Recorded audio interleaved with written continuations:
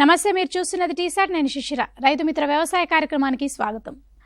వేసవి పంటలలో సూక్ష్మ పోషకాల యాజమాన్య పద్ధతులు ఎట్లా చేపట్టాలని రైతులకు కావాల్సిన సలహాలు సూచనలు అందించడానికి మనతో పాటు టీసాట్ స్టూడియోలో ఉన్నారు డాక్టర్ టి సుకృత్ కుమార్ గారు, ప్రధాన శాస్త్రవేత్త, ఏఆర్ఐ రాజేంద్రనగర్ నుంచి వచ్చారు. నమస్తే అండి. నమస్కారం. Welcome to T-SAT studio. ఇప్పుడు మనకి సూక్ష్మ పోషకాలు అంటే ఏంటి అంటారు? అసలు ఈ సూక్ష్మ పోషకాలని ఎట్లా పరిగణిస్తారంటారు? యాక్చువల్గా సూక్ష్మ పోషకాలు అని అంటే సాధారణంగా ఏ పంటనైనా పండించాలి అనుకున్నప్పుడు పంట పెరగడానికి, అభివృద్ధి చెందడానికి, విత్తనాలు ఏర్పడడానికి నేల నుండి కొన్ని రకాలైనటువంటి పదార్థాలను అది గ్రహిస్తుంది. ఏ పదార్థాలనైతే మొక్కలు నేల నుండి గ్రహిస్తాయో వాటిని పోషకాలు అని పేర్కొంటాం మనం. ఈ పోషకాలు ఏవైతే ఉన్నాయో ఇవి నేల నుండి మొక్కలు గ్రహించడం మూలంగా మొక్కల యొక్క అభివృద్ధిలో అంటే పిండి పదార్థాలు కావచ్చు, కొవ్వు పదార్థాలు కావచ్చు, నూనెలు కావచ్చు ఏర్పడడంలో అత్యంత ముఖ్యమైన భూమికను పోషిస్తాయి. అయితే ఈ పోషకాలు సాధారణంగా మొక్కలు నేల నుండి 16 రకాలైనటువంటి పోషకాలను గ్రహిస్తాయి.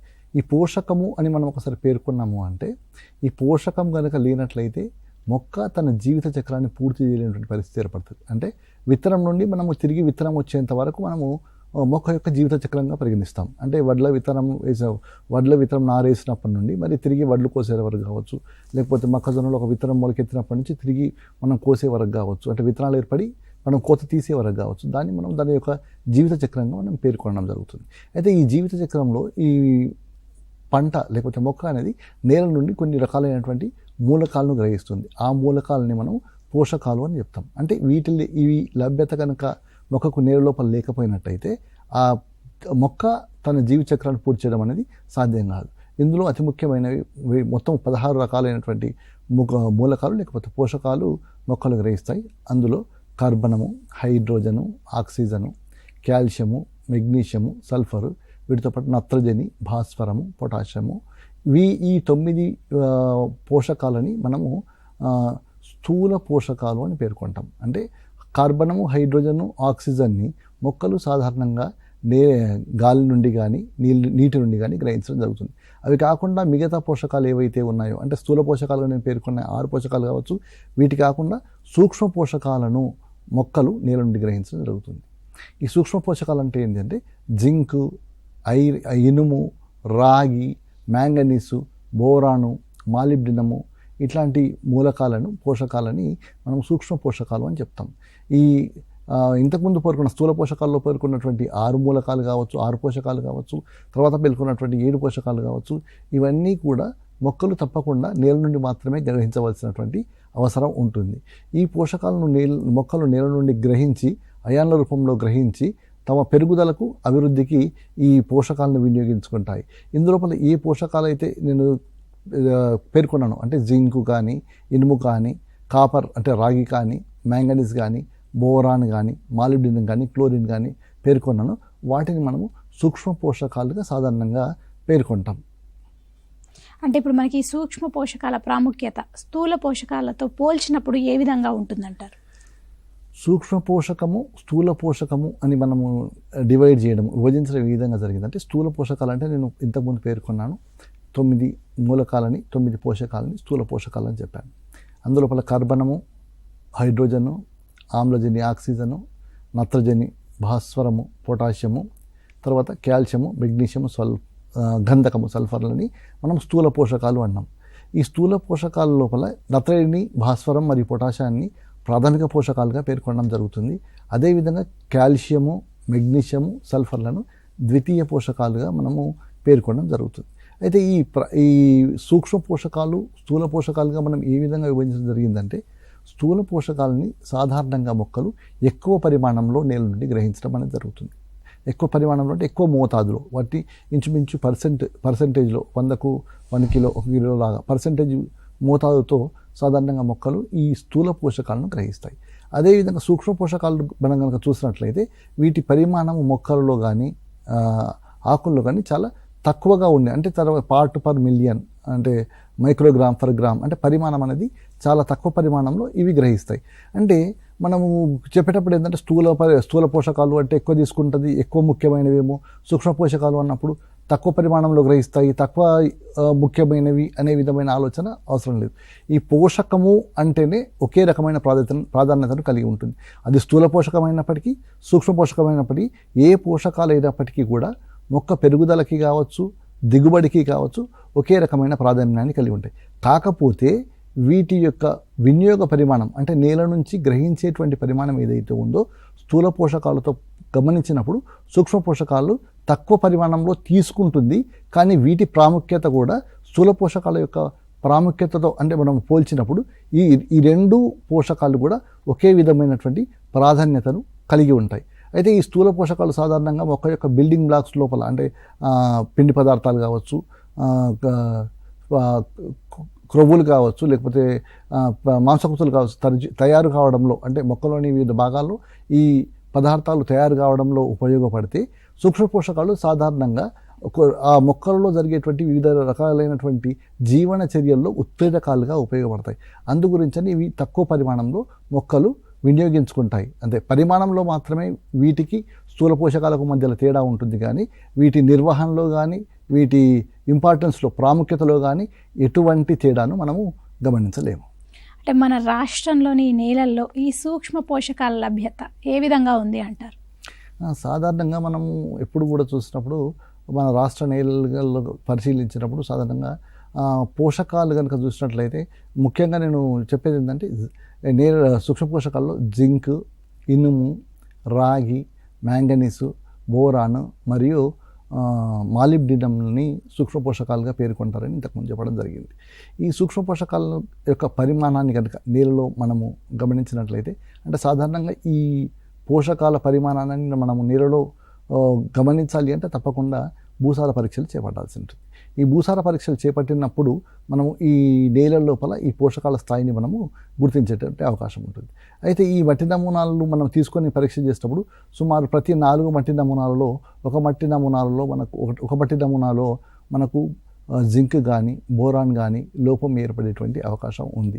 అదేవిధంగా మనము ఇనుమును కనుక చూసినట్లయితే ఈ నేల లోపల ఇనుము యొక్క స్థాయిని మనము గమనించినట్లయితే ఇనుము పరిమాణం అనేది ప్రతి 10 మట్టి నమూనాలను పరిశీలించినప్పుడు ఒక మట్టి నమూనాలో ఇనుము యొక్క లోపము కనిపిస్తూ ఉంది.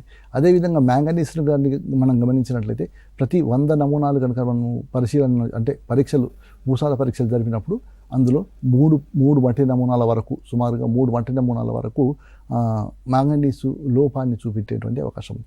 అదేవిధంగా రాగిని కనుక చూసినట్లయితే రాగి యొక్క లోపాలు చాలా చాలా తక్కువగా ఉండే అవకాశం ఉంటుంది. సుమారు 1% అంటే 100 నమూనాల లోపల ఒక నమూనా మాత్రమే రాగి లోపాన్ని మనకు చూపెట్టేటువంటి అవకాశం ఉంటుంది. అయితే మనము ఇప్పుడు సుమారుగా అంటే మనము పర్సంటేజ్లో కనుక శాతంలో కనుక మనం చెప్పదలుచుకున్నట్టయితే మన నేల లోపల మన రాష్ట్రానికి సంబంధించిన నేల లోపల బోరాన్ కనుక 32% వరకు లోపాన్ని మనము గమనిస్తున్నాము. అదేవిధంగా జింక్ లోపాన్ని 28% వరకు మనం గమనించడం జరుగుతుంది. అదేవిధంగా ఇనుము లోపాన్ని సుమారు 10% నీళ్ళల్లో మనము అంటే 10% మట్టి నమూనాల్లో మనం ఈ లోపాన్ని గమనించడం జరుగుతుంది. మ్యాంగనీస్లు 3% మట్టి నమూనాల్లో లోపాన్ని గమనించడం జరుగుతుంది. రాగిని 1% మట్టి నమూనాల్లో ఈ లోపాన్ని మనము గమనించగలుగుతుంది. అంటే మనం మట్టి పరీక్షలను జరిపినప్పుడు మాత్రమే ఏ పోషకాలు ఏ స్థాయిలో ఉన్నాయి అనే విధంగా మనం గమనించి వీటిని పోషక లోపాన్ని మనం అంటే జింకు అనేది లోపం ఉంది అన్నప్పుడు అని మనం చెప్తున్నప్పుడు తప్పకుండా ఇది 0.6 ppm అంటే 0.6 ppm కంటే నేల లోపల దీని స్థాయి తగ్గినప్పుడు అటువంటి నేలల్ని మనము ఈ పోషకం లోపించినటువంటి నేలలుగా మనం పేర్కొంటాం. అదేవిధంగా బోరాన్ కనుక మనం గమనించినట్లయితే 0.52 ppmల కంటే తక్కువ పరిమాణంలో కనుక బోరాన్ మన నేలలో ఉన్నట్టయితే అటువంటి నేలలను బోరాన్ లోపమైన నేలలుగా మనం పేర్కొనడం జరుగుతుంది. అదేవిధంగా ఇనుమును కనుక మనం పరిశీలించినప్పుడు ఇనుము పరిమాణం కనుక నేల లోపల 4 ppm కంటే తక్కువగా ఉన్నట్లయితే అటువంటి నేలల్లో ఇనుము లోపించినట్టుగా మనం పేర్కొంటాం. అదేవిధంగా మ్యాంగనీస్ కనుక మనం గమనించినట్లయితే 2 ppm కంటే తక్కువ పరిమాణంలో కనుక మ్యాంగనీస్ మనము మట్టి నమూనాను గమనించినట్లయితే ఆ నేలలో మ్యాంగనీస్ లోపం ఉన్నట్లుగా మనం పేర్కొనడం జరుగుతుంది. కాపర్ని కనుక చూసినట్లయితే 0.2 ppmల పరిమాణం కంటే తక్కువ పరిమాణంలో కనుక నేలలో ఉంటే అటువంటి నేలలో కాపర్ యొక్క అంటే రాగి యొక్క లోపం ఉందని పేర్కొనడం జరుగుతుంది. ఈ విధంగా మనము రసాయనిక ప్రయోగశాలల్లో కనుక మట్టి నమూనాలను సేకరించి వాటిని గమనించినప్పుడు మనకి ఈ విధమైనటువంటి లోపాలు గమనించే అవకాశం. అంటే ప్రస్తుతం రైతు పొలాల్లో ఏ పంటలు ఉన్నాయి అంటారు, వాటిలో పోషకాల నిర్వహణ ఏ విధంగా చేసుకోవాలి అంటారు? ఇప్పుడు మనం సాధారణంగా మనం ఇప్పుడు గమనించినట్లయితే సాధారణంగా వరి రబీ పంటలు వేసినటువంటి వరి పంట ఉంది, అదేవిధంగా మొక్కజొన్న పంట ఉంది, కొన్ని పంటల్లో వేరుశనగ పంట ఉంది, అదేవిధంగా నువ్వుల పంటలు ఉన్నాయి. తర్వాత కొన్ని ప్రాంతాల్లో సన్ఫ్లవర్ను వేస్తూ ఉంటారు. కొన్ని అదేవిధంగా పశువుల మేత గురించి కొన్ని రకాలైనటువంటి పంటలు మనము పండించేటువంటి అవకాశం ఉంటుంది. అంటే ఇప్పుడు సాధారణంగా రబీ పంటల్లో వేసినటువంటి పంటలు ఏవైతే ఉన్నాయో ఆ పంటల యొక్క పెరుగుదల ఉండి ఇప్పుడు ఇంకా ఆ రకమైనటువంటి పంటలు మనకు నీళ్ళలో రాష్ట్రంలో సాధారణంగా సాగవడం మనము గమనించడం జరుగుతుంది. అంటే నువ్వులు మరియు వేరుశనగ పంటల్లో ఈ సూక్ష్మ పోషకాల ప్రాధాన్యత ఏ విధంగా ఉంది అంటారు? దాన్ని ఏ విధంగా మనం సూక్ష్మ పోషకాలను వాడాలి అంటారు? మనం ఒకవేళ గమనించినట్లయితే సాధారణంగా 3-3.5 లక్షల ఎకరాల వరకు మనం వేరుశనగను సాగు చేస్తూ ఉంటారు. అదేవిధంగా సుమారు 70,000 ఎకరాల వరకు నువ్వుల్ని మనము ఉత్తర తెలంగాణ ప్రాంతంలో సాగు చేయడం మనం గమనించవచ్చు. ఈ వేరుశనగ పంట అనేది రాష్ట్రానికి సంబంధించినటువంటి ఒక ప్రధానమైనటువంటి నూనె గింజల పంట. ఈ వేరుశనగ పంట ఇంతకు ముందే మనం అంటే విత్తుకోవడం జరిగింది. ఇది ఆల్రెడీ లాస్ట్కి వచ్చింది, అంటే పెగ్ ఫార్మేషన్ అయిపోయింది, పార్ట్ డెవలప్మెంట్ ఉంది, పార్ట్స్ పెరుగుతూ ఉన్నాయి, ఇది వచ్చేసింది. అయితే ఇందులో మనం కనుక గమనించినట్లయితే స్థూల పోషకాలు అంటే మనం స్థూల పోషకాలుగా పేర్కొన్నాము అంటే తప్పకుండా నత్రజని, భాస్వరం, పొటాషియంని పేర్కొంటాము. ఈ పంట పండించాలి అని అనుకున్నప్పుడు మొదటగా తప్పకుండా సేంద్రియ ఎరువును వినియోగించాల్సినటువంటి అవసరం ఉంటుంది. సుమారు ఎకరాకి 4 టన్నుల సేంద్రియ ఎరువులను కనుక మనం నీళ్ళలో వేసి చివరి దుక్కిలో వేసుకొని కలిపేసుకున్నట్లయితే మనకు నేలకు కావాల్సినటువంటి పోషకాలని కొంతమేర మనము అందించవచ్చు. ఎకరానికి సుమారు 4 టన్నుల పశువుల ఎరువును వేసుకోవాలి. ఆ తర్వాత కనుక మనం గమనించినట్లయితే ఈ వేరుశనగ పంటకు నత్రజని సుమారు 8 కిలోల నత్రజని, 12 కిలోల భాస్వరాన్ని, 20 కిలోల పొటాషియంని మనం అందజేయాల్సినటువంటి అవసరం ఉంటుంది. ఈ నూనె దినుసుల పంటలు, నూనెకు సంబంధించినటువంటి పంటలు కనుక మనం చూసుకున్నట్లయితే ఇటువంటి పంటల లోపల సాధారణంగా సూక్ష్మ పోషకాలను మనం కనుక గమనించినట్లయితే నూనె గింజలు కనుక సల్ఫర్ అనేది అంటే గంధకాన్ని కనుక తప్పకుండా నూనె గింజల పంటలకు అందించాల్సినటువంటి అవసరం ఉంటుంది. మనం ప్రధానమైన పోషకాలను మనం చెప్పుకుంటా ఉన్నాం, ఏది నత్రజని అని, భాస్వరం అని, పొటాషియం అని. దీనికి సంబంధించినటువంటి ఎరువులను కానీ యూరియా, DAP కావచ్చు, మ్యూరేట్ ఆఫ్ పొటాష్ కావచ్చు, లేకపోతే సల్ఫేట్ ఆఫ్ పొటాష్ కావచ్చు, సింగిల్ సూపర్ ఫాస్ఫేట్ కావచ్చు, ఇవన్నీ కూడా మనకు ఎరువులు లభ్యమవుతూ ఉన్నాయి. అయితే వేరుశనగ పంటలో మాత్రం వేరుశనగ అనేది ఒక నూనె గింజల పంట కాబట్టి ఈ నూనె గింజల పంట లోపల నూనెను ఉత్పత్తిని పెంచాలి అంటే ఎక్కువ మొత్తంలో సల్ఫర్ లభ్యత అనేది నీళ్ళ లోపల ఉండాల్సిన అవసరం ఉంటుంది. కాబట్టి సల్ఫర్తో కూడినటువంటి అంటే గంధకాన్ని ఇచ్చేటువంటి ఎరువుల్ని మనము వేరుశనగ పంటల్లో వాడుకోవాల్సిన అవసరం ఉంటుంది. 2 క్వింటాళ్ళ జిప్సమ్ని ఊడలు దిగే సమయం లోపల మనం వినియోగించినట్టయితే నేల గుల్లబారడం కాకుండా గంధకం అనేది మొక్కలకు అందుబాటులో రావడం వలన నీకు కావలసినటువంటి దిగుబడులు పెరిగేటువంటి అవకాశం ఉంటుంది. అదేవిధంగా ఏ పంటకైనా సరే, ఏ ఆయిల్ సీడ్ పంటకు అంటే ఏ నూనె గింజల పంటకైనా కానీ మనం తప్పకుండా సల్ఫర్ని అందించాల్సినటువంటి అవసరం ఉంటుంది. సుమారు 16 కిలోలు పర్ ఎకరా విస్తీర్ణంలో సుమారు 16 కిలోల గంధకాన్ని కనుక మనం అందించినట్లయితే ఈ నూనె గింజల పంటల్లో ఏర్పడేటువంటి గంధకం లోపాన్ని మనము నివారించుకునేటువంటి అవకాశం ఉంటుంది. అదేవిధంగా కాల్షియం కనుక ఇచ్చినట్లయితే ఈ వేరుశనగ పంటలో టొల్ల గింజలు ఏర్పడకుండా ఉండేటువంటి అవకాశం ఉంటుంది. ఆ తర్వాత కనుక బోరాన్ అనే సూక్ష్మ పోషకం కూడా వేరుశనగ పంటలో అత్యంత ముఖ్యమైనటువంటి భూమిక పోషిస్తుంది. ఇందులో గింజలు ఏర్పడకుండా తాలు గింజలు ఏర్పడడం కానీ, నల్ల గింజలు ఏర్పడడం కానీ జరుగుతుంది. అటువంటి పరిస్థితి రాకుండా ఉండాలి అంటే బోరాన్ని నీళ్ళకు వేయాల్సినటువంటి అవసరం ఉంటుంది. సుమారు 4 కిలోల బోరాక్స్ అంటే బోరాన్కి సంబంధించినటువంటి ఎరువును సుమారు 4 కిలోలు కనుక ఒక ఎకరా విస్తీర్ణంలో మనం వేసుకున్నట్లయితే పంటకు కావలసినటువంటి బోరాన్ యొక్క పరిమాణాన్ని మనము అందించేటువంటి అవకాశం ఉంటుంది. అదేవిధంగా బోరాన్ ఒక లోపం ఏర్పడినట్లయితే అంటే మొదట పంటకు వేయడానికంటే ముందు మనం వేయడం సాధ్యం కానప్పుడు దీని లోప నివారణకు గాను మనము సుమారు 0.1% బోరాక్స్ను కనుక మనం స్ప్రే చేసుకున్నట్లయితే ఈ బోరాన్ ద్వారా జరిగేటువంటి నష్టాన్ని మనము తగ్గించుకునేటువంటి అవకాశం ఉంటుంది. అదేవిధంగా జింక్ లోపం కూడా మనము ఈ వేరుశనగ పంటల్లో గమనించడం జరుగుతుంది. వేరుశనగ పంటలో జింక్ లోపం గమనిస్తుంటాం కాబట్టి ఈ జింక్ లోప నివారణకు గాను సుమారు ఎకరానికి 20 కిలోల జింక్ సల్ఫేట్ను విత్తడానికి ముందు చివరి దుక్కిలోన మనం వేసుకోవాల్సినటువంటి అవసరం ఉంది. కానీ జింక్ ఎరువులను ఎప్పుడు కూడా భాస్వరానికి సంబంధించిన ఎరువులతో కలిపి వేసుకోకపోవడం అనేది చాలా మంచిది. జింక్ భాస్వరము 2 ఎరువులు కనుక కలిపి వేసుకున్నట్లయితే వాటి మధ్య వివిధ రకాలైనటువంటి రసాయన చర్యల మూలంగా మొక్కలకు జింక్ అందుబాటులోకి రాదు, అదేవిధంగా భాస్వరం కూడా అందుబాటులోకి రాకుండా ఉంటుంది. కాబట్టి జింకు భాస్వరాన్ని వేరువేరుగా వేసుకొని అంటే సుమారుగా 3 రోజుల అంతరంతో వేసుకున్నప్పుడు మనం పంటకు కావలసినటువంటి జింకును అదేవిధంగా భాస్వరాన్ని కూడా అందించేటువంటి అవకాశం ఉంటుంది. ఒకవేళ జింకు లోపాలు కనుక ఏర్పడినట్టయితే, పంట లోపల జింకు లోపం ఏర్పడినట్టయితే ఈ జింకు లోప నివారణకు గాను 0.2% జింక్ సల్ఫేట్ ద్రావణాన్ని పిచికారీ చేసుకోవాల్సినటువంటి అవసరం ఉంటుంది. ఎందుకు గాను సుమారు 2 గ్రాముల జింకును 1 లీటర్ జింక్ సల్ఫేట్ను 1 లీటర్ నీటిలో కలుపుకొని మనం సుమారు 200 లీటర్ల స్ప్రే సొల్యూషన్ అంటే స్ప్రేకు వాడేటువంటి పదార్థాన్ని తయారు చేసుకొని మనం స్ప్రే చేసుకున్నట్లయితే వేరుశనగ లోపల జరిగేటువంటి జింకు, బోరాను, సల్ఫరు మరియు ఇతర పోషకాల లోపాలని మనము తగ్గించుకునేటువంటి అవకాశం ఉంటుంది.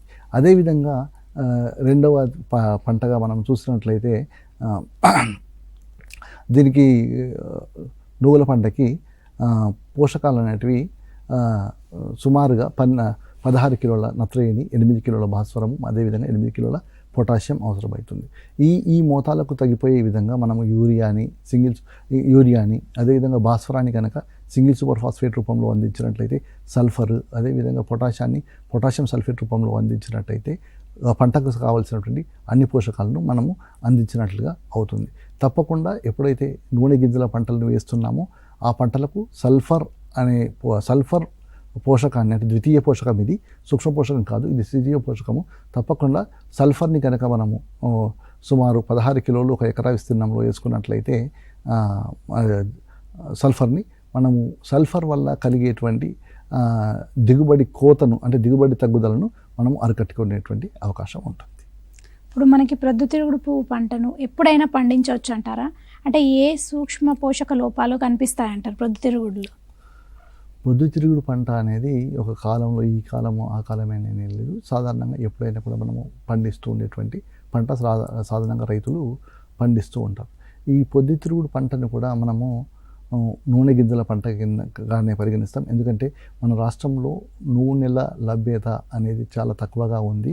కాబట్టి మనము ఈ నూనె గింజల పంటల యొక్క విస్తీర్ణాన్ని పెంచుకోవాల్సిన అవసరం ఉంది. కాబట్టి ఈ నూనె గింజల పంటలైనటువంటి దేనికైతే సన్ఫ్లవర్ అదే సూర్యకాంత పుష్పం కానీ లేకపోతే పొద్దుతిరుగుడు పంటను కానీ మనం పెంచినట్లయితే మన రాష్ట్రానికి కావాల్సిన దేశానికి కావాల్సిన రాష్ట్రమే కాదు దేశంలో కూడా నూనె గింజల కొరత ఉంది కాబట్టి నూనెల కొరత ఉంది కాబట్టి ఎక్కువ మొత్తంలో ఈ విస్తీర్ణాన్ని పెంచుకోవాల్సినటువంటి అవసరం ఉంటుంది. అయితే ఈ పొద్దుతిరుగుడు పంటని కనుక మనం గమనించినట్లయితే ఇది సుమారు 30 కిలోల నత్రజనిని, 36 కిలోల భాస్వరాన్ని, అదేవిధంగా 12 కిలోల పొటాషియంని గ్రహిస్తూ ఉంది. అంటే ఇది ఒక ఎగ్జాస్టివ్ క్రాప్. అంటే ఆల్మోస్ట్ చాలా ఎక్కువ మొత్తం లోపల మీకు పోషకాలని నేల నుండి గ్రహిస్తుంది. కాబట్టి దీనికి కావాల్సినటువంటి పోషకాలని మనం ఎక్కువ మొత్తంలో ఇవ్వాల్సి ఉంటుంది. అయితే తప్పకుండా ఏ పంట వేసినప్పటికీ మనం తొలుతగా సుమారు ఎకరానికి 4 టన్నుల పశువుల ఎరువును వేసినప్పుడు కావలసిన పోషకాలు కొంతమేర మనము ఈ పశువుల ఎరువు ద్వారా ఇచ్చేటువంటి అవకాశం ఉంది. అదేవిధంగా 30 కిలోల నత్రజనికి గాను యూరియా ద్వారా, అదేవిధంగా 36 కిలోల భాస్వరానికి గాను సుమారు 4 సంచుల పైన సింగిల్ సూపర్ ఫాస్ఫేట్ని వినియోగించడం కానీ, అదేవిధంగా మ్యూరేట్ ఆఫ్ పొటాష్ 30 కిలోలకు గాను 1 సంచి మ్యూరేట్ ఆఫ్ పొటాషియాన్ని కానీ మనము సన్ఫ్లవర్ అంటే పొద్దుతిరుగుడు పంటకు వేసుకున్నట్లయితే పొద్దుతిరుగుడు పంటకు అవసరమైనటువంటి ఈ పోషకాలన్నింటినీ మనము అంటే ప్రాథమిక పోషకాలు ఏవైతే పేర్కొంటామో వాటిని మనము అందజేసేటువంటి అవకాశం ఉంటుంది. అదేవిధంగా సూక్ష్మ పోషకాలను కనుక చూసినట్లయితే అతి ముఖ్యమైన సూక్ష్మ పోషకము ఇందులోపల ఉపయోగపడేది బోరాన్గా మనం పేర్కొంటాం.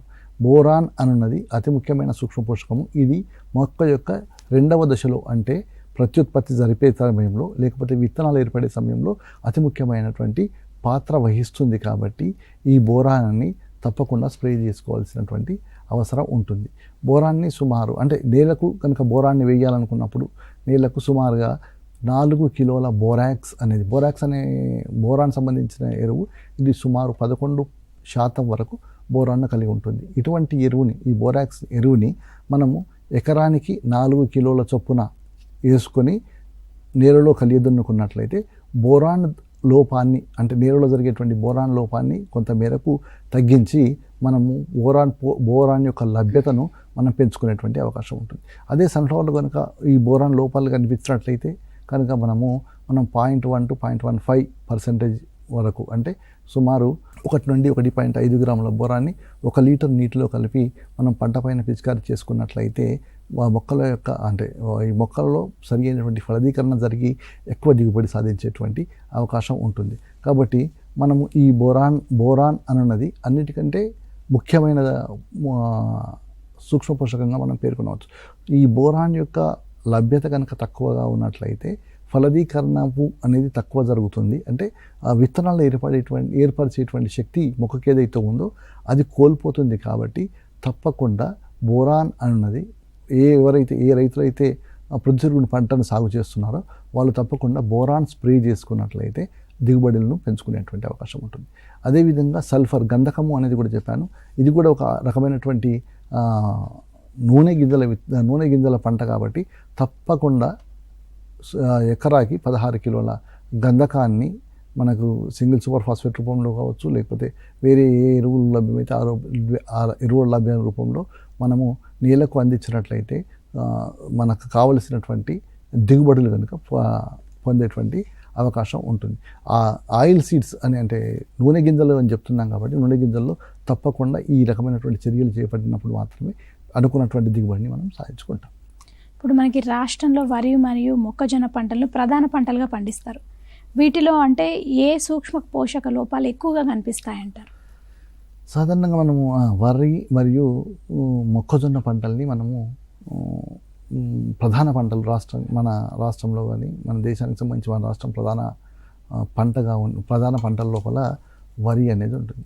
వరి అనేది ఎక్కువ విస్తీర్ణంలో సాగవుతున్నటువంటి పంట. అయితే వరి లోపల సాధారణంగా మనము గమనించేటువంటి సూక్ష్మ పోషక లోపం ఏదైనా ఉంది అంటే అది జింక్ పోషకము అనేది నేల లోపల లోపించింది. ఇంతకుముందు నేను రాష్ట్రం నేల లోపల జింక్ స్థాయి ఏ విధంగా ఉంది అన్నప్పుడు కూడా నేను చెప్పాను. సుమారు 28%, అంటే ప్రతి 4 మట్టి నమూనాల లోపల ఒక మట్టి నమూనాల లోపల మనము జింక్ యొక్క లోపాన్ని గమనిస్తూ జరుగుతుంది అని చెప్పాను. కాబట్టి ఎప్పుడైతే నేల లోపల జింక్ స్థాయి అనేది తక్కువగా ఉంటుందో అటువంటి పరిస్థితుల లోపల తప్పకుండా మనం ఈ జింక్ లోపాన్ని మనము పంట లోపల మనం గమనించేటువంటి అవకాశం ఉంటుంది. ఈ జింక్ లోపం ఏ విధంగా మనం పంటలో గమనించడం జరుగుతుంది అంటే సాధారణంగా ఈ ఆకులు ఏవైతే ఉన్నాయో వరి ఎక్కువ విస్తీర్ణంలో ఉంటుంది. సాధారణంగా ఈ జింక్ లోపము అనేది సాధారణంగా ఎర్లీ టైం, అంటే ముందు ఒక 20 days 30 days లోపల మనము ఈ జింక్ లోపాన్ని మనము పంట లోపల గమనించడం జరుగుతుంది. జింక్ లోపం వచ్చినప్పుడు ఏమవుతుందంటే ఆకులు అంటే పంట యొక్క పైనుంచి కిందికి చూసినప్పుడు 3 లేదా 4వ ఆకు లోపల ఈ పోషకం యొక్క లోపం మొదటగా ఆగుపిస్తుంది. ఇప్పుడు నత్రజని, భాస్వరం, పొటాషియం లాంటి పోషకాలను మనం గమనించినట్లయితే ఇవి తొలుతగా ముదురు ఆకుల్లో వాటి లోపాలని చూపించడం జరుగుతుంది. కానీ ఈ సూక్ష్మ పోషకాలు సాధారణంగా పై ఆకుల లోపల వాటి లోపాలను చూపిస్తాయి. అయితే జింక్ లోపాన్ని సాధారణంగా 3 లేదా 4వ ఆకు ఈ లోప లక్షణాలని చూపించడం జరుగుతుంది. ఇందుకు గాను ఈ లోప లక్షణాలను కనుక మనం చూసినప్పుడు ఈ ఆకుల ఈనెల మధ్యలో పత్రహరితాన్ని అనేకం కోల్పోవడం జరుగుతుంది. ఆకులు గిడసబారినట్లుగా తయారవుతాయి. ఆకుల పైన తుప్పు మచ్చలు ఏర్పడేటువంటి అవకాశం ఉంటుంది. ఆకులను కనుక మనము తుంచి విరగొట్టినప్పుడు ఇవి టప్ అనే శబ్దంతో విరిగిపోయేటువంటి అవకాశం ఉంటుంది. కనుక ఈ లక్షణాలు కనుక మనము అంటే ఇటువంటి లక్షణాలు కనుక మనము నేల లోపల వరి పంట లోపల కనుక గమనించినట్లయితే దాన్ని జింక్ లోపంగా మనము పేర్కొనవచ్చు. దీన్ని సాధారణంగా మనము సాధారణ భాషలో మనం ఖైరా వ్యాధిగా మనం పేర్కొంటాం. అయితే దీని లోప నివారణకు గాను ముందు పేర్కొన్నట్టుగానే ఒక ఎకరానికి 20 కిలోల జింక్ సల్ఫేట్ను కానీ లేకపోతే ఒక హెక్టార్కు 50 కిలోల జింక్ సల్ఫేట్ని కానీ వేసుకొని ప్రతి 2 నుంచి 3 పంటల వరకు వేసుకొని ప్రతి 3 పంటల తర్వాత ఒకసారి ఈ జింక్ సల్ఫేట్ని వేసుకోవాల్సిన అవసరం ఉంటుంది. సాధారణంగా జింక్ సల్ఫేట్ అంటే జింక్ యొక్క లభ్యత అనేది చలికాలంలో తక్కువగా ఉంటుంది కాబట్టి రబీ పంటలకు కనుక జింక్ సల్ఫేట్ను నేలలో వేసుకున్నట్లయితే దీని లభ్యత మొక్కలకు ఎక్కువగా ఉండి దిగుబడులు ఎక్కువ సాధించేటువంటి అవకాశం ఉంటుంది. అదేవిధంగా జింకు లోపాన్ని మనం పంట లోపల గమనించినట్లయితే ఆ జింకు లోప నివారణకు గాను జింక్ సల్ఫేట్ అంటే 0.2% 2 గ్రాములు 1 లీటర్ నీటిలో కలిపి సుమారు 200 లీటర్ల నీటితో ఒక ఎకరా కనుక మనం స్ప్రే చేసుకున్నట్టయితే పిచికారీ చేసుకున్నట్టయితే ఆ జింకు లోప నివారణని మనము తగ్గించేటువంటి అవకాశం ఉంటుంది.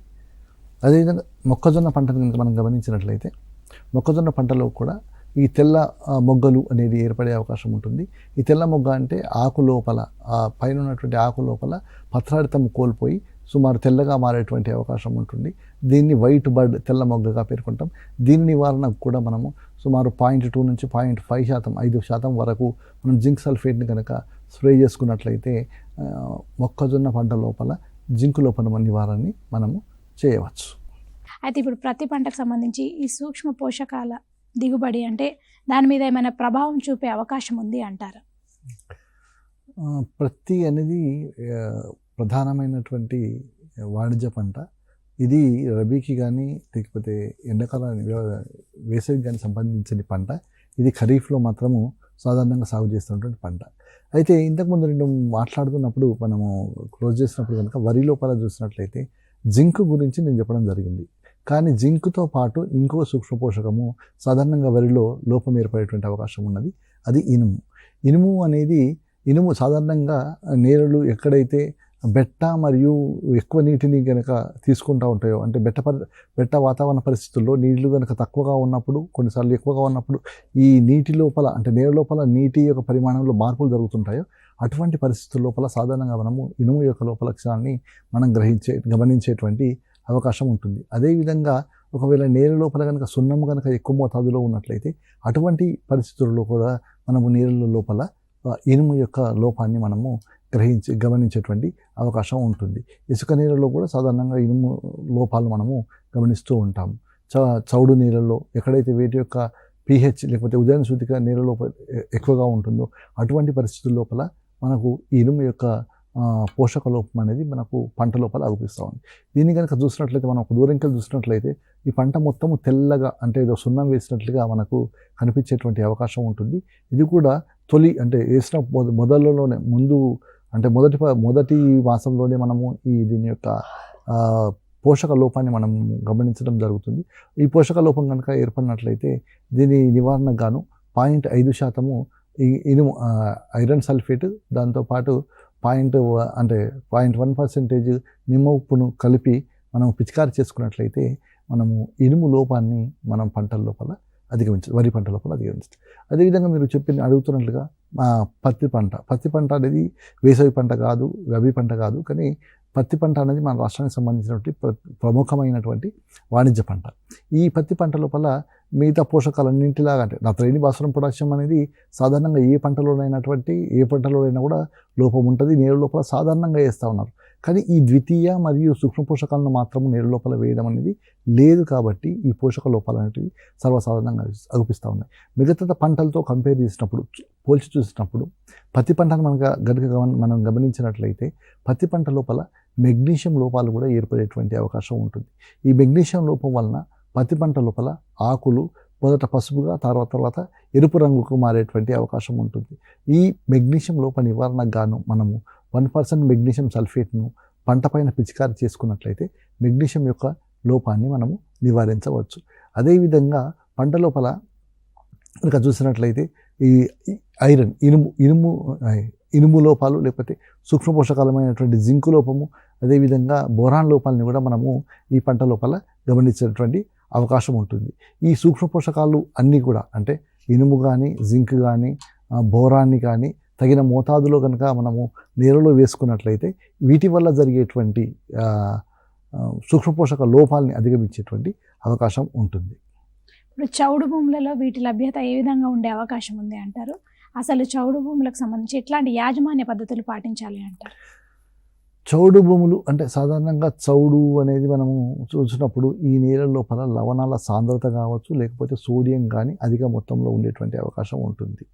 ఇది మన రాష్ట్రంలో ఇప్పుడు సాధారణంగా ఎక్కడ పోయినా కూడా చౌడు అనేటువంటిది ఒక ప్రధానమైన సమస్యగా ఉంది. అంటే సమస్యాత్మక నీళ్ళల్లో అత్యధిక మొత్తంలో నేలలు ఉన్నాయి. ఏ రకమైన నేలలు అంటే మాత్రం చౌడు నేలలుగా పేర్కొనవచ్చు.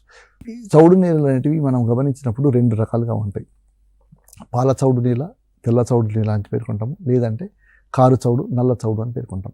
అయితే ఏ చౌడు నేలను మనం గమనించినప్పటికీ ఈ చౌడు నేల లోపల సూక్ష్మ పోషకాల లభ్యత అనేది తక్కువగా ఉంటుంది. సాధారణంగా ఉదజని సూచిక అనేది ఎప్పుడైతే 8.7 కంటే ఎక్కువగా ఉంటుందో అప్పుడు ఈ సూక్ష్మ పోషకాల లభ్యత అనేది నీళ్ళ లోపల తగ్గిపోతుంది. కేవలం మాలిబ్డనం మాత్రమే ఎక్కువ మోతాదులో లభ్యం కాగా, సూక్ష్మ పోషకం లభ్యం కాగా, మిగతా సూక్ష్మ పోషకాలన్నీ కూడా అది జింక్ కావచ్చు, ఐరన్ కావచ్చు, కాపర్ కావచ్చు, బోరాన్ కావచ్చు, మ్యాంగనీస్ కావచ్చు, వీటి యొక్క లభ్యత అనేది ఆమ్ల పిహెచ్లో, ఆమ్ల ఉదజన సూచికలో అధికంగా ఉండడము, క్షార ఉదజన సూచికలో తక్కువగా ఉండడం జరుగుతుంది. అయితే మనం ఈ చౌడు భూములు అని పేర్కొన్నామంటేనే వీటి లోపల లవణాల స్థాయి లేకపోతే లవణాల గాఢత అనేది అధిక మోతాదులో ఉండడం వల్ల దీని యొక్క ఈసీ అనేది చాలా ఎక్కువగా ఉంటుంది. ఉదయన సూచిక కూడా 7 కంటే ఎక్కువగా ఉంటుంది. ఇటువంటి నీళ్ళ లోపల మనకు సూక్ష్మ పోషకాల యొక్క లోపాలను గమనించడం సర్వసాధారణంగా ఉంటుంది. సాధారణంగా ఈ పాలచౌడు భూములు అని పేర్కొన్నటువంటి భూములలో కాల్షియం మరియు మెగ్నీషియం లవణాలు అనేటివి సాధారణంగా భూ ఉపరితలానికి చేరడం మూలంగా లవణాల గాఢత నీళ్ళ లోపల పెరుగుతుంది. ఈ లవణాల గాఢత నీళ్ళలో పెరగడం మూలంగా విత్తనం యొక్క జర్మినేషన్ అంటే ఉత్పత్తికి కానీ, విత్తనం మొలకెత్తడానికి కానీ, ఆ విధంగా పోషకాల లభ్యత కానీ ఈ కాల్షియం మెగ్నీషియంల ప్రభావం వలన తగ్గిపోవడం జరుగుతూ ఉంది. అటువంటి నీళ్ళల్లో మనము సూక్ష్మ పోషకాల లభ్యత అనేది తప్పకుండా తక్కువగా ఉంటుంది. అదేవిధంగా కారు చౌడు నేలలు అని పేర్కొన్నప్పుడు కారు చౌడు నేలలు అంటే సాధారణంగా ఇవి సోడియం అధికంగా కలిగినటువంటి నేలలు. సోడియం ఎక్స్చేంజబుల్ పర్సెంటేజ్ చాలా చాలా ఎక్కువగా ఉంటుంది. ఇటువంటి నీళ్ళ లోపల పోషకాల లభ్యత అనేది చాలా చాలా తక్కువగా ఉంటుంది. సోడియంను మరియు కాల్షియం మెగ్నీషియంను కనుక నేల నుంచి తొలగించి ఆ ప్రాంతంలో ఆ నేల లోపల మిగతా పోషకాలను కనుక పెంచినట్లయితే అప్పుడు మనకు కావలసినటువంటి దిగుబడి సాధించేటువంటి అవకాశం ఉంటుంది.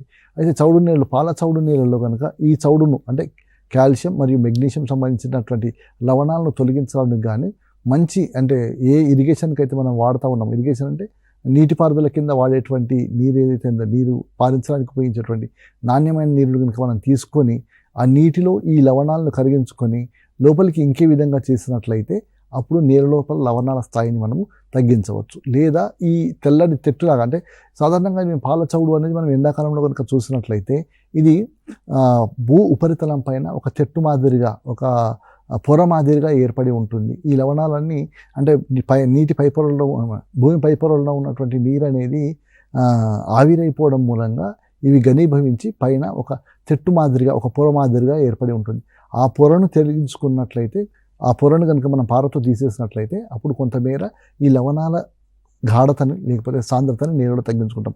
అదేవిధంగా అట్లా కాకుండా ఉన్నట్లయితే మంచి నీరు, మంచి అంటే ఇరిగేషన్కు అంటే నీటిపారుదలకు సంబంధించినటువంటి గుడ్ క్వాలిటీ, మంచి నాణ్యమైనటువంటి నీరును పెట్టుకొని ఆ నీటి లోపల ఈ లవణాలను కరిగించుకొని ఆ నీటిని తొలగించినట్లయితే పాల చౌడును మనము తగ్గించుకునేటువంటి అవకాశం ఉంటుంది. అదేవిధంగా జీలుగా లాంటి పంటలను పెంచుకొని ఆ జీలుగను కనుక నేలలో కనుక దుక్కి కలిపేసినట్లయితే అప్పుడు నేల లోపల ఉన్నటువంటి ఈ పాల చౌడును మనము తగ్గించేటువంటి అవకాశం ఉంటుంది.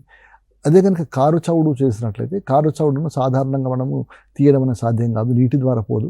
సాధారణంగా ఈ నేలలు అనేటువంటి ఈ నేల లోపల పోర్స్ అనేటివి బ్లాక్ అయి ఉంటాయి. అవి నీళ్లు లోపలికి పోవు కాబట్టి నీటి పెట్టినప్పుడు మెత్తగాను, నీరు లేనప్పుడు పూర్తి గట్టిగా తయారయ్యేటువంటి అవకాశం ఉంటుంది.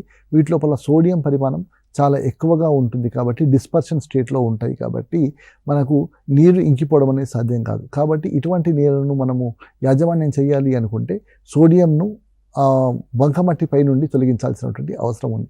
బంకమట్టి పై నుండి సోడియం తొలగించాలంటే దానికి గాను మనము జిప్సంను నీళ్ళ లోపల వేసుకోవాల్సినటువంటి అవసరం ఉంటుంది. ఈ జిప్సంను నీళ్ళలో వేసుకొని నీటిలో వేసి కలియదున్నినట్టయితే ఈ కాల్షియం మెగ్నీషియంలు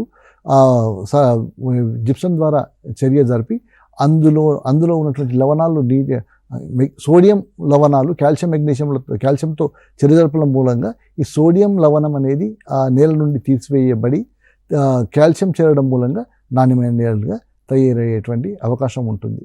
ఈ జిప్సంని కనుక మనము ఒక ఎకరానికి 1.2 నుంచి 1.6 టన్నుల జిప్సంను నేల యొక్క చర్య మన ప్రయోగశాల లోపల ఎంత మోతాదులో అవసరం ఉందో అని పరీక్షించి ఆ తర్వాత సుమారు 1.2 నుంచి 1.6 టన్నుల వరకు జిప్సంను మనం వినియోగించుకోవాల్సి ఉంటుంది. అదేవిధంగా ఈ కారచౌడు భూముల్లో కనుక కూడా మనము జీలుగను కానీ పెంచి నేల లోపల కనుక కలిపివేసినట్లయితే నేలకున్నటువంటి ఈ కారు చౌడు అనేది కొంతవరకు తగ్గించబడుతుంది. ఏ ప్రాంతాల్లో అయితే మనకు చెరుకు ఫ్యాక్టరీ నుండి వచ్చేటువంటి ప్రెస్ మడ్ ఏదైతే ఉందో అది లభ్యమవుతుందో అటువంటి ప్రెస్ మడ్ని వినియోగించుకొని కూడా మనం కారు చౌడును కొంతవరకు తగ్గించుకోవచ్చు. ఇది కూడా సుమారు 1.5 టన్నులు ఒక ఎకరా విస్తీర్ణంలో కనుక ఈ ప్రెస్ మడ్ లేకపోతే చెరుకు మడ్డిని వినియోగించినట్లయితే ఈ నేలల్ని మనము పునరుద్ధరించే అవకాశం ఉంటుంది. ఈ ఇంకా సేంద్రీయ ఎరువుల్ని కూడా ఈ నేలలో వేసుకొని ఈ నేల లోపల పోషకాల స్థాయిని పెంచుకొని అదేవిధంగా సూక్ష్మ పోషకాల లభ్యతను పెంచుకునేటువంటి అవకాశం ఉంటుంది. సాధారణంగా చౌడు భూముల్లో సూక్ష్మ పోషకాల లభ్యత చాలా చాలా తక్కువగా ఉంటుంది. సున్నం అధికంగా గల నేలల్లో ఈ సూక్ష్మ పోషకాల లోపాల లభ్యత ఎట్లా ఉంటుందంట? అంటే ఈ సున్నం అధికంగా నేలంటే మనం సాధారణంగా నల్గొండ జిల్లాలో కనుక మనం గమనించినట్లయితే ఈ సున్నం అధికంగా గల నేలలు ఉంటాయి. ఈ నేలలు కనుక మనం గమనించినట్లయితే అంటే నేలను ఓపెన్ చేసి ఒక సైడ్కి వెళ్ళి చూసినట్లయితే ఈ సున్నం యొక్క తెల్లటి కంక్రీషన్స్గా మనకు అగుపించేటువంటి అవకాశం ఉంటుంది.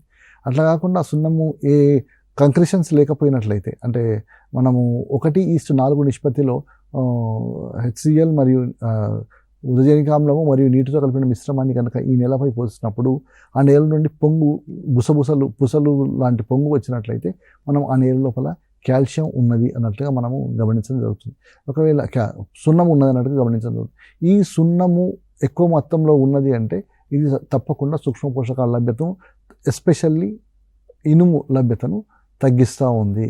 కాబట్టి ఇటువంటి నేలల లోపల సూక్ష్మ పోషకాలను యాజమాన్యం చేపట్టాలి అంటే మాత్రము నేలకు వేయడం కంటే కూడా ఈ సూక్ష్మ పోషకాలను మనం పిచికారీ చేసుకున్నట్లయితే మనకు సూక్ష్మ పోషకాల లభ్యత అనేది ఎక్కువగా ఉంటుంది. ఈ సున్నపు నేలల్లో కనుక మనం గమనించినట్లయితే జనుము జిలిగ లాంటి వాటి అంటే సాధారణంగా ఈ నేల లోపల చిని నిమ్మ తోటలు సాధారణంగా పెంచడం అనేది జరుగుతుంది.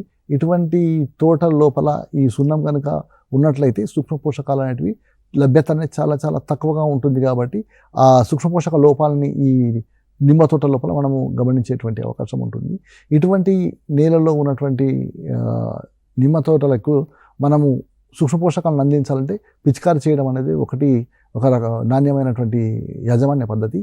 ఇందుకు గాను సుమారు ఒక 10 లీటర్ల ద్రావణానికి 50 గ్రాముల జింక్ సల్ఫేటు, 20 గ్రాముల ఫెర్రస్ సల్ఫేటు, 20 గ్రాముల మెగ్నీషియం సల్ఫేటు, 20 గ్రాముల మ్యాంగనీస్ సల్ఫేటు, సుమారు 60 గ్రాముల కాల్షియం కార్బోనేట్ అంటే సున్నము, అదేవిధంగా 10 గ్రాముల బోరాక్స్ మరియు 100 గ్రాముల యూరియాని కనుక మనం కలుపుకొని 10 లీటర్ల ద్రావణం తయారు చేసుకొని దాన్ని కనుక ఈ పంట పైన పిచికారి అంటే మల్టీన్యూట్రియంట్ అవైలబిలిటీ ఉంటుంది. అంటే చాలా ఎక్కువ సూక్ష్మ పోషకాలన్నింటినీ కలిపి కనుక మనము సూక్ష్మ పోషకాలతో ద్రావణాన్ని కనుక ఈ తోటల పైన కనుక మనం స్ప్రే చేసుకున్నట్లయితే అంటే పిచికారి చేసుకున్నట్లయితే ఈ తోటల్లో జరిగేటువంటి సూక్ష్మ పోషకాల వల్ల జరిగేటువంటి లోపాన్ని మనము నివారించుకునేటువంటి అవకాశం ఉంటుంది. మనకి సూక్ష్మ పోషక లోపాలు రాకుండా ఉండాలంటే ఏ విధమైన చర్యలు చేపట్టాల్సి ఉంటుందంటారు?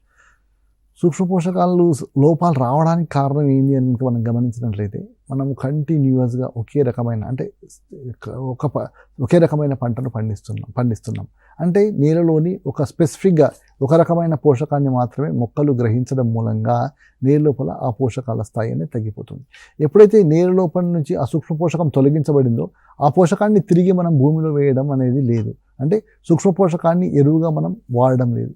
ఇంకోటి కంప్లీట్ ఫెర్టిలైజర్గా పేర్కొన్నటువంటి ఆర్గానిక్ అంటే సేంద్రీయ ఎరువులు ఏవైతే ఉన్నాయో ఆ సేంద్రీయ ఎరువుని కూడా మనం వినియోగించడం లేదు. సేంద్రీయ ఎరువు కనుక వేసినట్లయితే సేంద్రీయ ఎరువులో మొక్కలకు కావలసినటువంటి అన్ని పోషకాలు కొంత పరిమాణంలో ఉంటాయి. కాబట్టి మనం నేలలో వేసినప్పుడు వాటి యొక్క లభ్యత అనేది పంటకు ఉండేటువంటి అవకాశం ఉంటుంది. కానీ ఇప్పుడు సేంద్రీయ ఎరువులు వాడకపోవడము, రసాయనిక ఎరువుల్ని కూడా కొన్ని రకాలైన రసాయనిక ఎరువుల్ని వాడడము, సూక్ష్మ పోషకాలకు సంబంధించిన ఎరువులను నేల లోపల వేయకపోవడము, ఇటువంటి తర్వాత అధిక దిగుబడినిచ్చేటువంటి వంగడాలను మనం పెంచడము, అంటే కొన్ని దిగుబడి ఎక్కువగా ఉంటుంది అంటే మనం దిగుబడిని బయటకు తీస్తూ ఉన్నాం కాబట్టి నేలలో నుంచి పోషకాలు అనేటివి ఎక్కువ మట్టుకు మైనింగ్ చేయబడతాయి, తొలగించబడతాయి. వాటిని తిరిగి రీప్లేస్ చేయట్లేదు, మనం తిరిగి వేయట్లేదు. కాబట్టి ఈ సూక్ష్మ పోషకాల లోపాలు ఏర్పడతా ఉన్నాయి. దీన్ని తగ్గించడానికి గాను అంటే నేల లోపల సూక్ష్మ పోషకాల లోపాలను రాకుండా ఉంచాలి అంటే ఏం చేయాలి అంటే కనుక మొదలు సేంద్రీయ ఎరువులను వాడుకోవాల్సినటువంటి అవసరం ఉంది. తప్పకుండా ఏ సేంద్రీయ ఎరువు లభ్యమైతే అటువంటి సేంద్రీయ ఎరువును మనము వాడుకోవాలి. పెంట పోగు కావచ్చు, వర్మి కంపోస్ట్ కావచ్చు, జనుము జీలుగ లాంటి హరిత మొక్కల ఎరువులు కావచ్చు, హరిత ఆకుల ఎరువులు కావచ్చు, ఎటువంటిదైనా ఒక సేంద్రీయ ఎరువుని కనుక మనం వినియోగించినట్లయితే ఈ సూక్ష్మ పోషకాలు నేలకు కొంతమేర చేర్చడం జరుగుతుంది. అదేవిధంగా సూక్ష్మ పోషకాలకు సంబంధించినటువంటి ఎరువులను వినియోగించుకోవాలి. అంటే జింక్ సల్ఫేట్ కావచ్చు, లేకపోతే బోరాక్స్ కావచ్చు, లేకపోతే ఐరన్కి సంబంధించి ఐరన్ స్ప్రేస్ కావచ్చు, లేకపోతే నేల లోపల సాధారణంగా ఐరన్ను చీలేట్ల రూపంలో అంటే సేంద్రియ పదార్థంతో కలిపినటువంటి రూపంలో మనం నేల లోపల వేయడం జరుగుతుంది. ఈ ఎరువులను నేల లోపల వేసుకున్నట్లయితే కొంతమేర మనము సూక్ష్మ పోషక లోపాలను నివారించుకోవచ్చు. అదేవిధంగా స్ట్రెయిట్ ఫెర్టిలైజర్స్ కాకుండా మిక్స్డ్ ఫెర్టిలైజర్స్ అంటే గంధకాన్ని కలిగినటువంటి ఎరువులను వాడడం మూలంగా ఫాస్ఫరస్ సంబంధించినంత మటుకు స్ట్రెయిట్ ఫెర్టిలైజర్లు ఫాస్ఫరస్లో పాటు కాల్షియం సల్ఫేట్ జిప్సం కలిగినటువంటి ఎరువులను వాడడం మూలంగా సల్ఫరు కాల్షియముతో పాటు మిగతా పోషకాలు కూడా మొక్కలకు అందుబాటులోకి వస్తుంటాయి. కాబట్టి ఈ విధమైనటువంటి చర్యలు చేపట్టడం మూలంగా మనము నేల లోపల పోషకాల యొక్క సూక్ష్మ పోషకాల లభ్యతను పెంచుకునేటువంటి అవకాశం ఉంటుంది. ఇప్పుడు బోరాన్ మరియు జింక్ లోపాలు అంటే మనం ఏ పంటల్లో గమనించవచ్చు అంటారు? వాటి లోపాలకు ఎట్లాంటి నివారణ చర్యలు చేపట్టాల్సి ఉంటుందంటారు? ముఖ్యంగా జింక్ లోపము అని మనం కనుక చూసినట్లయితే జింక్ లోపము అనేది పంట దిగుబడి పైన తీవ్ర ప్రభావాన్ని చూపేటువంటి అవకాశం ఉంటుంది. సుమారు 15% వరకు మనము దిగుబడి లోపల తగ్గుదల ఉంటుంది. ఈ జింక్ లోపము అనేది అన్ని రకాలైన పంటల్లో మనము గమనించవచ్చు. అదేవిధంగా బోరాన్ కనుక చూసినట్లయితే బోరాన్ అన్నది అతి ముఖ్యమైనటువంటి సూక్ష్మ పోషకము. ఇది పంట ఎదుగుదలకు తోడ్పడుతుంది. ఇది పంట పెరుగుదల లోపల ఏదైతే మనము చివరలు ఉంటుంటాయో ఆ చివరి లోపల మొదటగా ఇది నష్టాన్ని కలిగిస్తుంది. బోరాన్ లోపం ఏర్పడినప్పుడు ఆకులు అన్నీ కూడా పసుపచ్చగా మారిపోతాయి. లేత ఆకులు పసుపచ్చగా మారిపోతాయి.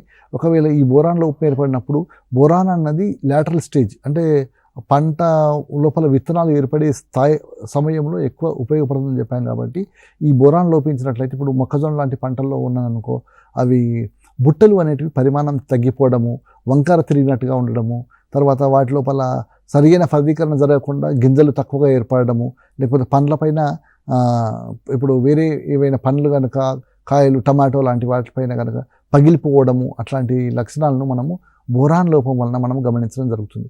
కాబట్టి బోరాన్ని తప్పకుండా నేల లోపల అంటే ఇనీషియల్గానే వేసుకోవాల్సినటువంటి అవసరం ఉంది. సుమారు 4 కిలోల బోరాక్స్ని 1 ఎకరా విస్తీర్ణంలో వేసుకోవాల్సిన అవసరం ఉంటుంది. అది కాకుండా ఒకవేళ బోరాన్ లోపలక్షణం కనుక గమనించినట్లయితే మనము సుమారు 0.1 to 0.15% బోరాక్స్ని కనుక మనము పంటపై పిచికారీ చేసుకున్నట్లయితే ఈ బోరాన్ యొక్క లోపాన్ని మనము నివారించుకోవచ్చు. అదేవిధంగా జింక్ను కూడా నేల లోపల సుమారు 3 పంటలకు ఒకసారి జింక్ సల్ఫేట్ని ఇంతకుముందు నేను ప్రతి పంటకు చెప్తూ వచ్చాను 20 కిలోల జింక్ సల్ఫేట్ని వేసుకోవాలని. కానీ ఎప్పుడైతే వరి, సన్ఫ్లవర్ లాంటి పంటల సీక్వెన్స్ ఉందో, లేకపోతే హైబ్రిడ్ వరి లాంటి పంటలను మనం పండిస్తూ ఉంటామో అటువంటి సమయంలో 20 కిలోలకు బదులుగా 30 కిలోల జింక్ సల్ఫేట్ను నేలలో వేసుకున్నా కూడా మనకు కావాల్సినటువంటి లభ్యత జింక్ ఎక్కువగా ఉండడం వల్ల మనము దిగుబడిని ఎక్కువగా పొందేటువంటి అవకాశం ఉంటుంది. అంటే వివిధ రకాలైన సూక్ష్మ పోషక ఎరువులను ఎట్లా తెలుసుకోవచ్చు అంటారు? ఇప్పుడు సూక్ష్మ పోషక ఎరువులు అంటే మనం ఇంతకుముందు చెప్పినట్టుగా కొన్ని స్ట్రెయిట్గా ఉంటాయి. జింక్ అంటే జింక్ సల్ఫేట్ కానీ, ఐరన్ అంటే ఐరన్ సల్ఫేట్ కానీ, బోరాన్ అంటే బోరాక్స్ అని కాకుండా కొన్ని రకాల ఇప్పుడు ఫార్ములా 1, ఫార్ములా 2, ఫార్ములా 3 అని అట్లా 7, ఫార్ములా 7 వరకు వివిధ రకాలైనటువంటి సూక్ష్మ పోషకాలకు సంబంధించిన ఎరువులు వచ్చినాయి. అయితే ఇందులో మనం గమనించినట్టు ఫార్ములా 1 అని చెప్తూ ఉంటారు. అందులోపల జింక్, మ్యాంగనీసు మరియు ఐరన్ పోషకాలు ఉంటాయి. జింక్ సుమారు 5% ఉండగా మ్యాంగనీస్ 1.5%, ఐరన్ 6% ఉంటుంది. అదేవిధంగా ఫార్ములా 2 అనేది ఉంటుంది. ఇందులోపల జింక్ 6% ఉంటుంది, 2% వరకు మ్యాంగనీస్ ఉంటుంది, 2% వరకు ఇనుము ఉంటుంది. అంటే ఈ రెండింటిలో కూడా జింక్, ఐరన్ మరియు మ్యాంగనీస్లు మాత్రమే ఉంటాయి. ఇది కాకుండా ఫార్ములా 4 అని ఉంటుంది. ఫార్ములా 4 అంటే ఇందులో నేను పేర్కొన్నటువంటి జింక్, ఐరన్, మ్యాంగనీస్తో పాటు కాపరు, మాలిబ్డినం మరియు బోరాన్ మొత్తం 6 సూక్ష్మ పోషకాలు కూడా ఈ ఫార్ములా 4లో ఉంటాయి. ఇందులోపల కనుక మనం గమనించినట్లయితే సుమారు 6% వరకు జింక్ ఉంటుంది, 3% వరకు మ్యాంగనీస్ ఉంటుంది, 4% వరకు ఇనుము ఉంటుంది, 0.05% మాలిబ్డినం ఉంటుంది, 1% రాగి ఉంటుంది, 2% బోరాక్స్ ఉంటుంది. సాధారణంగా ఇది చిని నిమ్మతోట లోపల ఎక్కడైతే ఎక్కువ మట్టుకు మల్టీ మైక్రోన్యూట్రియన్ డిఫిషియన్సీ కనిపిస్తుంది అనుకుంటామో అటువంటి వాటి లోపల ఫార్ములా 4ని మనం రికమెండ్ చేయడం అనేది జరుగుతుంది. అదేవిధంగా కొన్ని పంటల లోపల ఇప్పుడు ఫార్ములా 4 ఫార్ములా 5 అని ఉంది. ఫార్ములా 5 అంటే ఇందులోపల జింకు, మ్యాంగనీస్, ఐరన్తో పాటు బోరాన్ ఉంటుంది. 2% వరకు బోరాన్ ఉండేటువంటి అవకాశం ఉంటుంది. అదేవిధంగా ఫార్ములా 4, ఫార్ములా 5, ఫార్ములా 6, ఫార్ములా 7 అని 7 సూక్ష్మ పోషకాలకు సంబంధించినటువంటి ఎరువులు మార్కెట్లో లభ్యమవడం జరుగుతుంది. ఇవి పంటను అనుసరించి ఏ పంటకు ఏ రకమైనటువంటి ఎరువును వాడాలో తదనుగుణంగా మనం చర్యలు చేపట్టాలి. ఇప్పుడు మనకి సూక్ష్మ పోషకాల అంచనాలో భూసార పరీక్షల ప్రభావం ఏంటి అంటారు చివరగా? భూసార పరీక్షలు అతి ముఖ్యమైనవి. అంటే ఇప్పుడు పంటను పండించినప్పుడు పోషక లోపం ఏర్పడింది అంటే ఆ పోషక లోపం ఏర్పడినాక అంటే ఆల్రెడీ మొక్క లోపల జరిగేటువంటి డ్యామేజ్ జరిగిపోయింది అని మీనింగ్. కాబట్టి మనం భూసార పరీక్షలు జరుపుకొని భూసార పరీక్షల్లో వచ్చినటువంటి పోషకాల విలువల ఆధారంగా మనము ఎరువులను గనక వేసుకున్నట్లయితే మనం పంటలో రాబోయేటువంటి పోషకాల లోపాలని మనము అధిగమించేటువంటి అవకాశం ఉంటుంది. సాధారణంగా భూసార పరీక్షలు అన్నప్పుడు మనకు తెలిసిందే, నేలను తీసుకొని వచ్చి ప్రయోగశాలలో జరిపినప్పుడు నత్రజని, భాస్వరం, పొటాషియాలు ఏ స్థాయిలో ఉన్నాయి, అదేవిధంగా సూక్ష్మ పోషకాలు ఏ స్థాయిలో ఉన్నాయి, ఉదయం సూచిక ఏ విధంగా ఉంది, తర్వాత లవణాల సాంద్రత ఈ నేల లోపల ఏ విధంగా ఉంది, చౌడు ఉందా, ఏ విధమైనటువంటి యాజమాన్య చర్యలు చేపట్టాలి అనే విషయాల్ని మనము ఈ భూసార పరీక్షల ద్వారా మనము తెలుసుకోవచ్చు. వీటితో పాటు కనుక సూక్ష్మ పోషకాలు నేలలో ఏ స్థాయిలో ఉన్నాయని తెలుసుకొని అనుగుణంగా మనం చర్యలు చేపట్టినట్లయితే మనము రాబోయే పంట లోపల సూక్ష్మ పోషకాల లోపాలని తగ్గించుకొని మనం అనుకున్నటువంటి దిగుబడిని సాధించేటువంటి అవకాశం ఉంటుంది. అంటే నేలను కూడా నాణ్యంగా మార్చాలి అంటే ఏం చేయాల్సి ఉంటుందంటే సాధారణంగా నేలను నాణ్యమైన నేలగా మార్చాలి అంటే సాధారణంగా నేలలో నాణ్యత దెబ్బతినడానికి కారణము మనము విచక్షణారహితంగా వివిధ రకాలైనటువంటి రసాయనాలను నేలలో వేయడం మూలంగా నేల లోపల నాణ్యత దెబ్బతింటుంది. అంటే నేల లోపల నాణ్యత అంటే వివిధ పోషకాల స్థాయి కావచ్చు, సూక్ష్మజీవులు కావచ్చు, మిగతా నేల యొక్క ధర్మాలు ఏవైతే ఉన్నాయో అవన్నీ మారిపోవడం అనేది జరుగుతుంది. నేల యొక్క నాణ్యతను పెంచాలి అంటే పోషకాలను అందించేటువంటి స్వభావాన్ని పెంచాలి, సూక్ష్మజీవులకు అనుకూలమైన వాతావరణాన్ని ఏర్పరచాలి నేలను అనుకుంటే తప్పకుండా మనము సేంద్రియ పదార్థాలని ఎక్కువ మొత్తంలో నీళ్ళ లోపల వేసుకోవాల్సిన అవసరం ఉంటుంది. సేంద్రియ పదార్థాలను నీళ్ళలో వేయకుండా మనం సూక్ష్మజీవుల సంఖ్యను పెంచలేము, పోషకాల లభ్యతను కూడా మనము పెంచలేము. కాబట్టి సేంద్రియ పదార్థాల వినియోగం మూలంగా అదేవిధంగా రసాయనాల యొక్క పరిమాణాన్ని తగ్గించుకోవడం మూలంగా నీళ్ళ నాణ్యతను అంచెలంచెలుగా మనం పెంచుకునేటువంటి అవకాశం ఉంటుంది. వేసవి పంటలలో సూక్ష్మ పోషకాల యాజమాన్య పద్ధతులు ఎట్లా పాటించాలని రైతులకు కావాల్సిన సలహాలు, సూచనలు అందించారు సుకృత్ కుమార్ గారు. థ్యాంక్ యూ సో మచ్ అండి. ఇది ఇవాల్టి మన రైతు మిత్ర వ్యవసాయ కార్యక్రమం. తిరిగి వచ్చే వారం మరో అంశంతో మళ్ళీ కలుసుకుందాం. అంతవరకు చూస్తూనే ఉండండి టీసాట్.